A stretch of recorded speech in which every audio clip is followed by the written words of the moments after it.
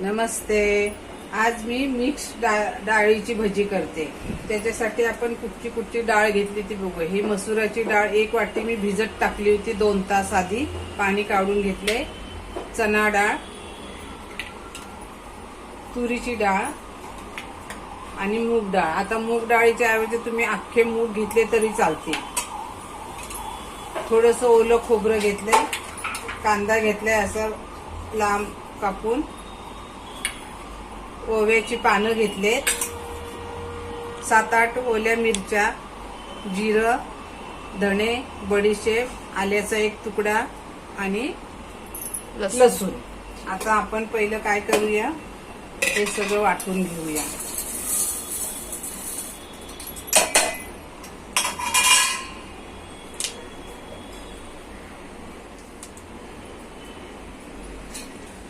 आता हे सगळं साहित्य आपण मिक्सरच्या जारमध्ये घेतलंय. आता आपण त्याला सरसरीत वाटून घ्यायचं. हे बघा, हे असं आपण सरसरीत वाटून घेतलंय. तुम्हाला वाटत असेल की पाणी टाकल्यावरती पातळ होईल तर थोडंसं मग तांदळाचं पीठ घ्यायचं. आता हा आपण उभा चिरलेला कांदा घालूया. तुम्हाला कांदा जर खायचा नसेल, लसूण खायची नसेल तर फक्त आलं टाका. कांदा खायचा नसेल तर एक कच्चा बटाटा साल काढायचे आणि तो जाड किसणीने किसून त्याच्यामध्ये टाकायचा. म्हणजे कांद्याच्या ऐवजी ते होऊन जातं. आता चवीनुसार मीठ आणि थोडीशी हळद.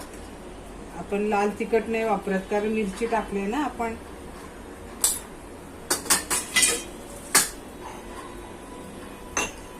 आता इथे मी तेल पण तापत ठेवले. तेल चांगलं कडकडीत गरम व्हायला पाहिजे. आपलं तेल पण तापलंय. छोटी छोटी छोटी छोटी भजी.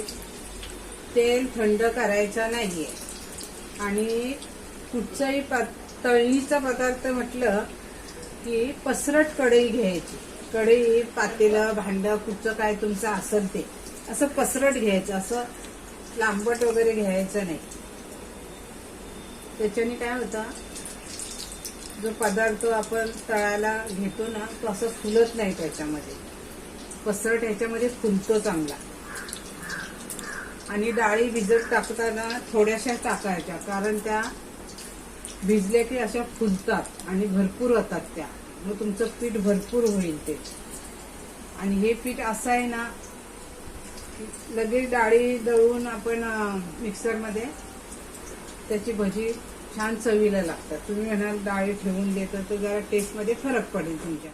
आता भजी मी लगेच पलटी केली ना, आता पलटी करते आणि नंतर ना फक्त असं हलवत राहायचं. म्हणजे सगळ्या बाजूनी भजी चांगली फ्राय होतात. असं हलवायचं.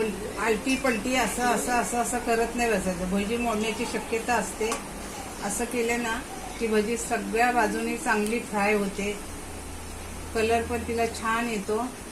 डाळीची भजी रेसिपी आवडली शेअर करा, लाईक करा, कमेंट करा आणि सबस्क्राईब करायला विसरू नका.